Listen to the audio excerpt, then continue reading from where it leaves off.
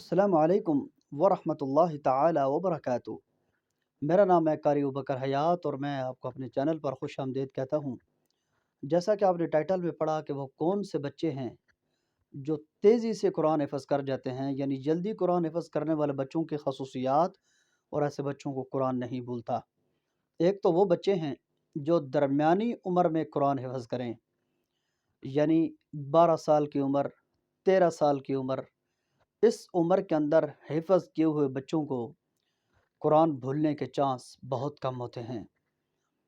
دوسرا وہ بچے جو قرآن کریم محنت کے ساتھ 2 سے 2.5 سال کے اندر قرآن حفظ کریں، ان بچوں کو قرآن بھولنے کے چانس بہت کم ہوتے ہیں۔ علاوہ ازیں ان بچوں کے جن کا ذہن بہت تیز ہوتا ہے، اکثر میٹرک کے بعد لوگ قرآن حفظ کرتے ہیں، تو اس کا یہ ہوتا ہے کہ بچے قرآن حفظ تو جلدی کر جاتے ہیں لیکن قرآن کی اہمیت ختم ہو جاتی ہے، یعنی ہمیں تو کبھی بھی یاد کر سکتے ہیں، اتنی تیزی سے ہم نے حفظ کر لیا تو دوبارہ یاد کرنا تو مسئلہ ہی کوئی نہیں ہے۔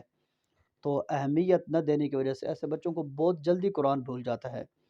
تو قرآن ایک تو 12 13 سال کی عمر کے بچے جب شروع کرتے ہیں، 11 سال کی عمر میں، 12 سال کی عمر میں، تو 14 سال کی عمر تک، 15 سال کی عمر تک قرآن حفظ کر جاتے ہیں۔ ایسے بچوں کو قرآن بھولنے کے چانس بہت کم ہوتے ہیں۔ نمبر دوسرا وہ بچے بہت تیزی سے قرآن حفظ کر جاتے ہیں اور قرآن کے علاوہ وہ جو بھی پڑھیں ان کو سب یاد ہوتا ہے۔ ایسے بچے جو ذہنی طور پر کسی ڈپریشن کا شکار نہ ہوں، ذہنی طور پر آزاد ہوں، جن بچوں کے علاوہ ازیں اس کے کہ گھر میں لڑائیاں بہت زیادہ ہوتی ہیں، ماں باپ کی آپس میں نہیں بن رہی، اس کا بھگتان اولاد بھگت رہی ہوتی ہے۔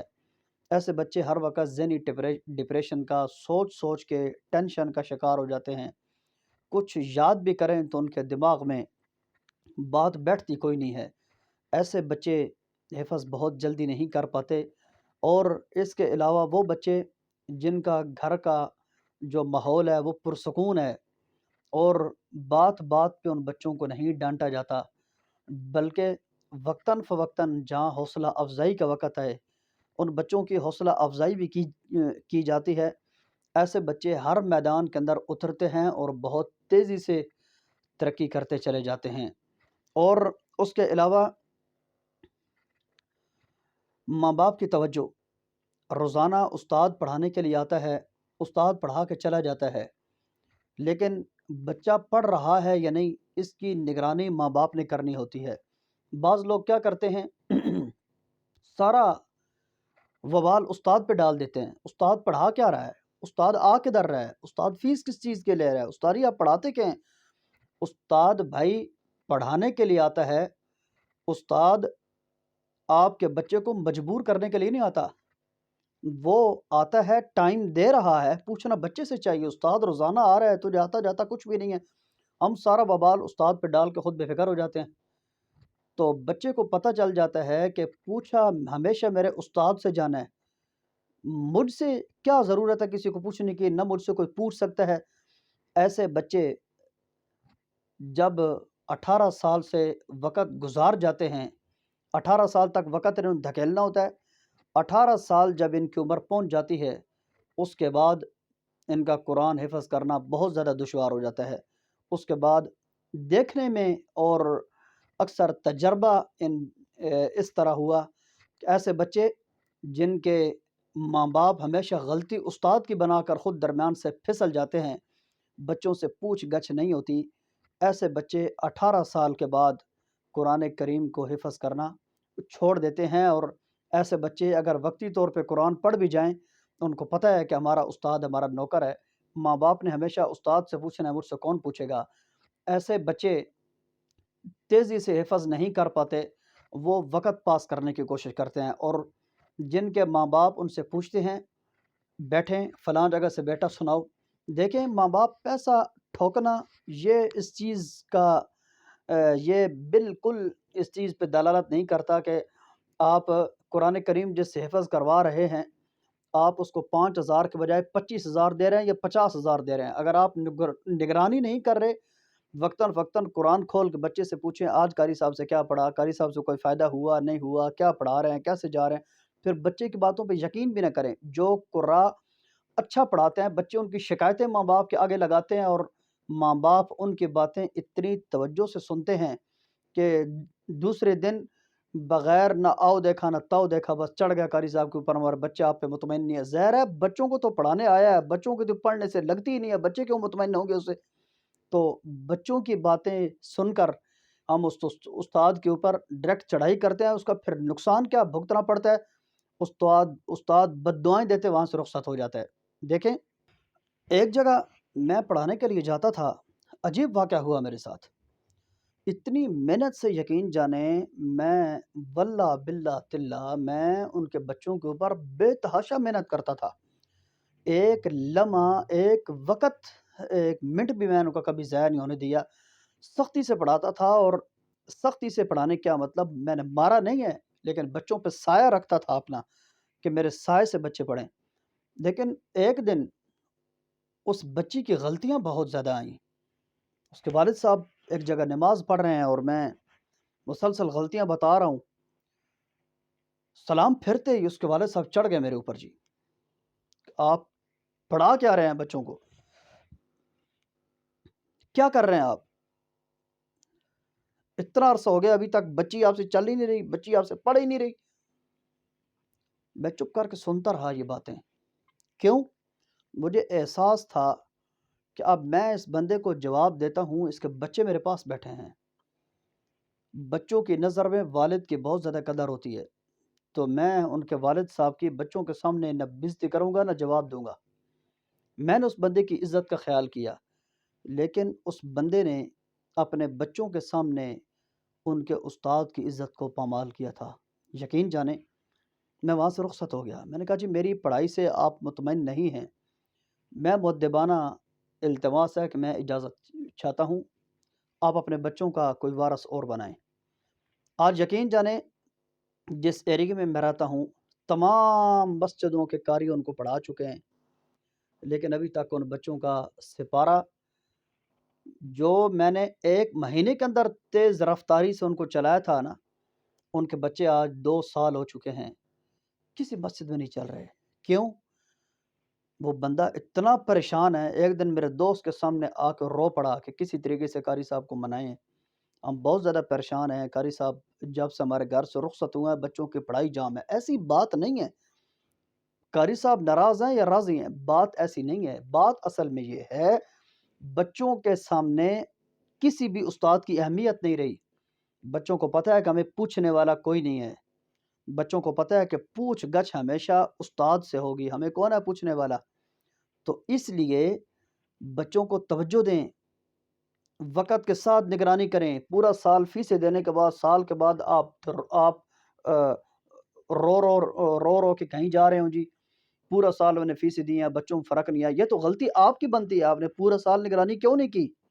آپ نے کتنی بار بچوں سے پوچھا، کتنی بار استاد سے رابطہ کیا، جی میرے بچے کیسے جا رہے ہیں، آپ کو تنگ تو نہیں کر رہے؟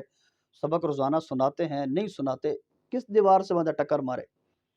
ٹھیک ہے، اگر بچوں پہ سختی کرو تب بھی ماں باپ نہیں چھوڑتے، اور اگر بچوں کو نرمی سے پڑھاؤ تو بچے پڑھتے نہیں ہیں، پھر بھی ماں باپ نہیں چھوڑتے۔ آپ روزانہ آتے کدھر ہیں؟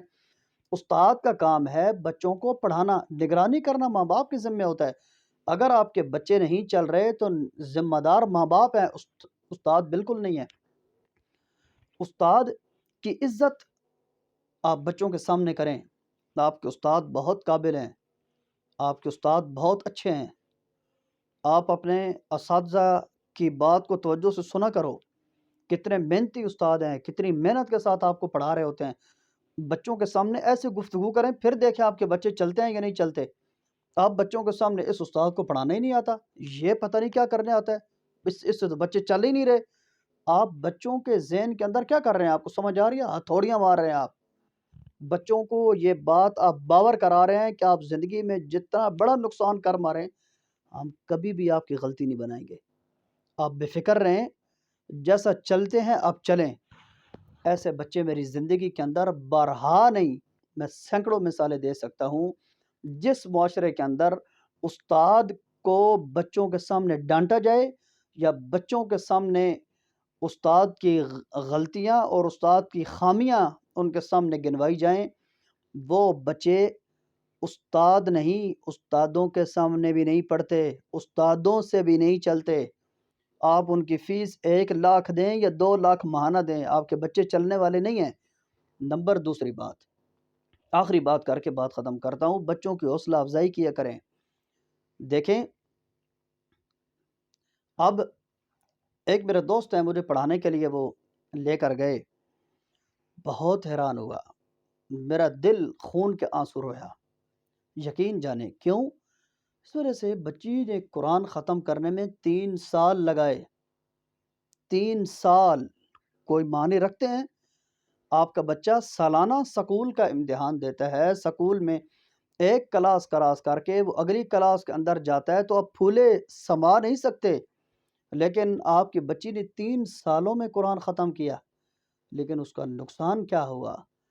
3 سالوں کے بعد جب قرآن ختم ہوا تو اس کے والدین میں ذہن میں یہ آیا، وہ قاری صاحب کوئی فری تھوڑا آتے ہیں، وہ قاری صاحب تو پیسے لیتے ہیں، قاری صاحب پیسے لے رہے ہیں نا جی، فری تھوڑا پڑھا رہے ہیں، قاری صاحب تو پیسے لے رہے ہیں۔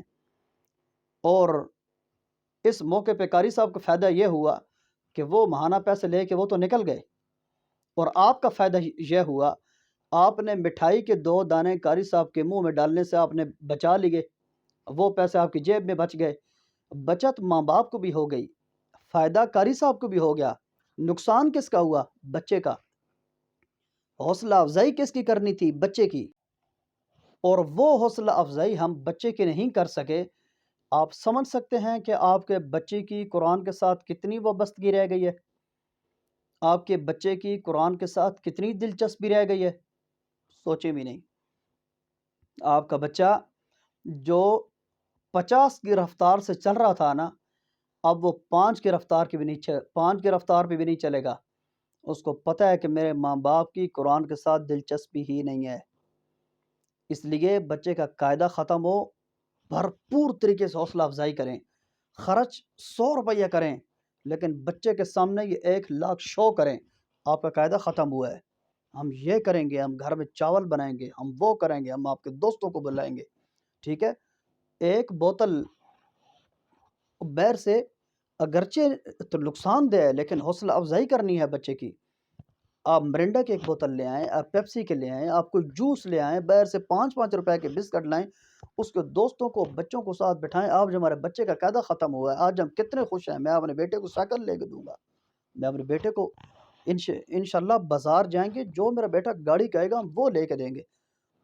شو کریں، بچے کو پتہ چلے میرے ماں باپ کو قاعدہ ختم ہونے کی خوشی ہوئی ہے، اس کو احساس ہو اس خوشی کا، اس کا سپارہ ختم ہو، اس کو حوصلہ افزائی کریں، آج میرے بیٹے نے سپارہ ختم کیا، اگلے 2 دن ہم پڑھیں گے نہیں، بس میرے بیٹے کی چھٹی، جیب سے پیسے نکالیں، یہ میرا بیٹا 100 روپیہ آپ کا ہے، جائیں، بعد میں اگرچہ آپ کو پتہ ہے کہ وہ بیر جا گند کھائے گا، اس کی ماں کو کہہ دیں کہ یہ 100 روپیہ سنبھال لیں، اس سے لے لیں، تھوڑے تھوڑے کر کے دیں اس کو، یہ ضائع نہ کرے۔ لیکن بچے کے ذہن، میرا ابو خوش ہوا ہے جب آج پیسے دیے ہیں، خوشی شو کریں۔ بچی نے 3 سال قرآن میں لگائے ہیں، کتنی افسوس کی بات ہے، ہم نے 200 کی 300 کی مٹھائی بچا لی، ہم نے اس کے 3 سال نہیں بچائے۔ آپ سمجھ سکتے ہیں ہم نے قرآن اس کو کس لیے پڑھایا ہے؟ ہمارے مرنے کے بعد ہمارے کام آئے۔ ایسا قرآن ہماری زندگی میں بھی ہمارے کام نہیں آ سکتا، ٹھیک ہے؟ بچوں کو گھر میں سکون دیں، آپ کے بچے تیزی سے سفر کریں گے۔ بچوں کے سامنے استاد کا احترام کریں، آپ کے بچے تیزی سے سفر کریں گے۔ بچوں کو توجہ دیں، خود بیٹھ کے ان سے سنیں، ماں باپ فیس وقتاً فقتاً جدھر 5 لگتا ہے 10 لگاتے ہیں۔ یاد رکھیے، پیسوں سے علم نہیں آتا، علم آتا ہے لگاؤ سے، دلچسپی سے۔ کبھی قرآن کھول کے خود بھی سنا کریں، سمجھ نہیں آ رہی، سر گرا کے بیٹھیں، آپ کا بچہ پڑھ رہے، سر گرا کر بیٹھیں، جیسے سر اٹھائیں، کتنا پیارا آپ نے پڑھا ہے میرا بیٹا، مجھے سکون آ گیا، بہت پیارا پڑھتے ہو آپ، مجھے دل خوش کر دیا میرا آپ نے۔ میرے بیٹے کو میں کل جو چیز کہے گا بازار لے کے جاؤں گا، میں وہی لے کے دوں گا۔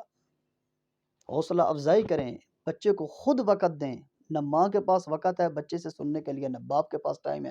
آپ اپنی نوکری آپ اپنی نوکری میں مصروف ہے، آپ سمجھتے ہیں کہ جو روزانہ آ رہا ہے وہ تو پیسے لینے آ رہا ہے، وہ پڑھانے تو نہیں آ رہا۔